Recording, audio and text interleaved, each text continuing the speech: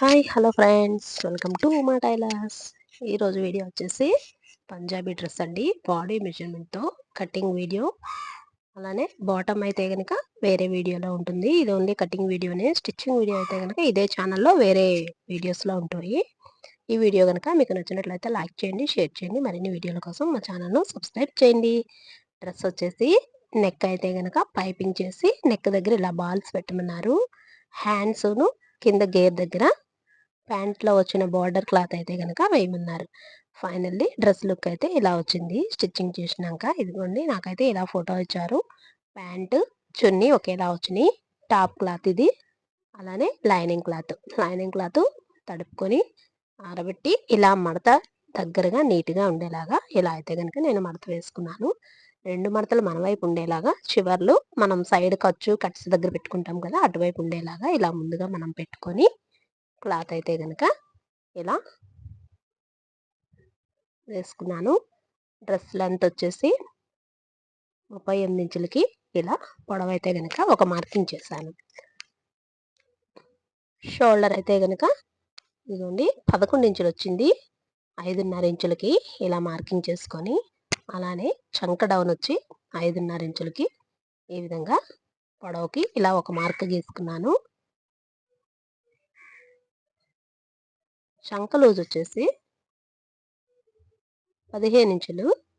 ఈ విధంగా ఇలా చంక డౌన్ 1 ఇంచుకి లోతు ఇలా మార్కింగ్ చేసుకొని, ముందు షోల్డర్ దగ్గర ఒక మార్కింగ్, అలానే బాడీ 14 ఇంచుల దగ్గర ఒక మార్కింగ్, కట్స్ 22 ఇంచుల దగ్గర ఈ విధంగా మనం అయితే గనక ఇలా ముందుగా బండ గుర్తుల్లాగా పెట్టుకుంటే మనకి నాట్లు ఎక్కడ పెట్టుకోవాలి, కట్స్ షేప్ ఎక్కడ వస్తుంది అనేది తెలుస్తుంది.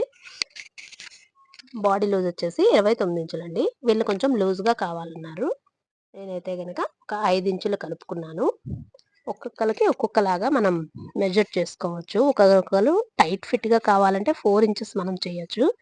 అలా అయితే కనుక 29 ఇంచుల్ని 4 భాగాలు చేస్తే నాకు 17 ఇంచులు వచ్చింది.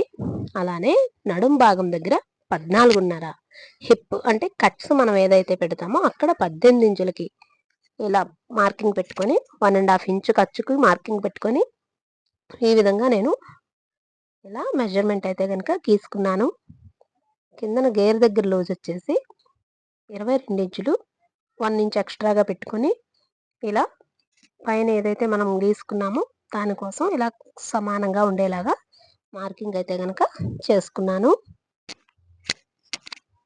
ముందు షోల్డరు, చంక ఇలా కటింగ్ చేసుకొని సైడ్స్ కూడాను ఈ విధంగా కటింగ్ అయితే కనుక చేస్తున్నాను. ఇదిగోండి, సైడ్ కట్స్ దగ్గర ఒక నాటు, షేప్ దగ్గర ఒక నాటు, అలానే చంక దగ్గర ఇలా నాట్లు అయితే కనుక పెట్టుకున్నాను. నాటు పెట్టుకోవడం వల్ల మనకి షేప్ ఎక్కడ వస్తుంది, కట్ట ఎక్కడి నుంచి కుట్టుకోవాలనేది క్లియర్గా ఉంటుంది. లైనింగ్ అతికిన తర్వాత కూడా మనం ఇలాగే నాట్లు పెట్టుకొని మార్కింగ్ అయితే పెట్టుకోవాలి. ఇదిగోండి, నెక్ వచ్చేసి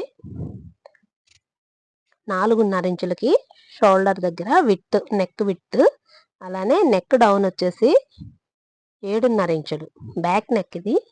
ఇలా అయితే కనుక నేను మార్కింగ్ చేసుకున్నాను. షోల్డర్ అయితే కనుక 3.5 ఇంచులు వస్తుంది.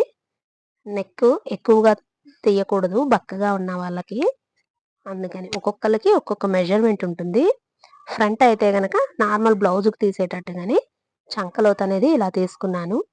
నెక్కి వచ్చేసి నేను బకరం వేసుకుంటాను, అందుకని ఇలా సెంటర్ నాట్ అయితే కనుక నెక్ పెట్టుకున్నాను. ఇప్పుడు మనం ఏదైతే లైనింగ్ క్లాత్ కటింగ్ చేసి ఉంచుకున్నామో దాన్ని పై క్లాత్ మనం సరిపడా సమానంగా క్లాత్ చూసుకొని హ్యాండ్స్ కోసం ఎక్స్ట్రాగా పక్కన పెట్టుకుని క్లాత్ ఇలా అయితే కనుక మడత వేసుకొని పై క్లాత్ అనేది నేను కటింగ్ చేసుకున్నాను. చేతులు వచ్చేసి ఫుల్ హ్యాండ్ అండి, అందుకోసం చంక డౌన్ 3 ఇంచులకి ఇలా మార్కింగ్ చేసుకొని, అలానే చంక లూజ్ వచ్చేసి 15 ఇంచులకి ఈ విధంగా మార్కింగ్ చేసుకున్నాను. హ్యాండ్ లూజ్ వచ్చేసి 9 ఇంచులు ఇలా మార్కింగ్ చేసుకొని కటింగ్ అయితే కనుక చేసుకుంటున్నాను.